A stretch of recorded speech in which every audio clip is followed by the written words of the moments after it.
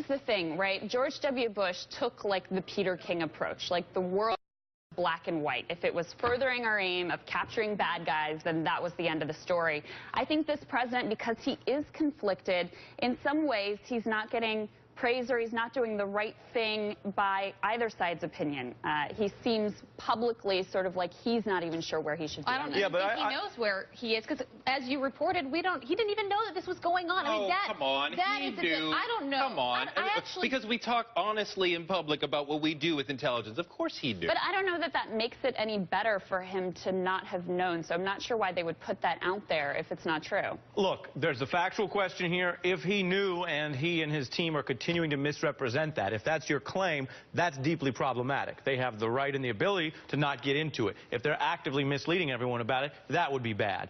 On the other hand, if you take the current statements at face value, they're also very bad for a different reason, which is the NSA is not keeping POTUS in the loop on some of the most senior surveillance, high-level, top super secret with our allies. And that is something the president should be informed about, which it goes back to why we've talked a lot on these issues about surveillance abuse. Peter King is saying, here's a bunch of people that help keep us safe. Great. And there's a bunch of loyal, patriotic Americans working for the NSA keeping us safe. That is not the end of the issue. There's a whole bunch of other stuff that they lied to Congress about, as we've discussed, Patriot Act revisions, etc. And abroad, while they have the legal authority to do it, I don't question that, abroad, they are not keeping the president and his senior advisors, according to their own statements, in the loop to conduct the very diplomacy and foreign policy we do.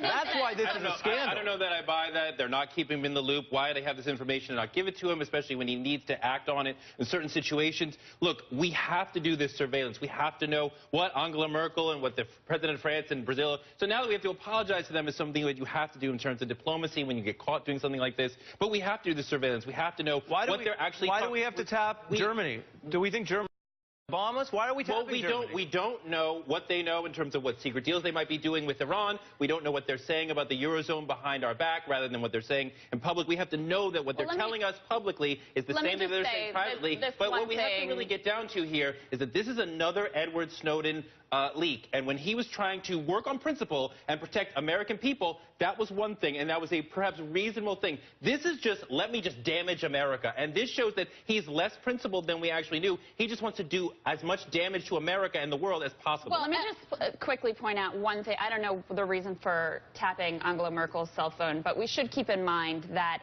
part of the 9/11 attacks were planned in Germany. So that, I think, is part of the reason why there's an interest. No, but there are further reports that citizens are being spied on as well. So I think it's important to keep that in mind. It's so easy for us to sit on the outside to say, we know this is going on, this is not going on, why is it going on, why is it not? We don't even understand why they do what they do. It's a very gray world, as we talked about last week. It's not black and white. But the problem that I see here is it's a huge embarrassment, not only for President Obama, but for all of our allies, their constituency. They're very upset. So now you think, what implications will this have, not only on foreign policy and trade, but even on our economy? What's preventing them from saying, screw the U.S.? You know what's preventing them? You know what's preventing them? That we are the exceptional nation.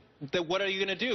Go and deal with China? What are you going to do? I think President Obama has some serious mending to do, and I don't think he deserves the blame for any of this. But I think that he has a job ahead of him to rebuild that trust that has been lost. Ergo the apologizing. But we're witnessing a surveillance industrial complex that is increasingly going rogue. It's broader at home than they told us. It's broader abroad than it told the president. There is not a national. What every other nation is doing to us. I have to be on the record that I do believe what the president has said this week.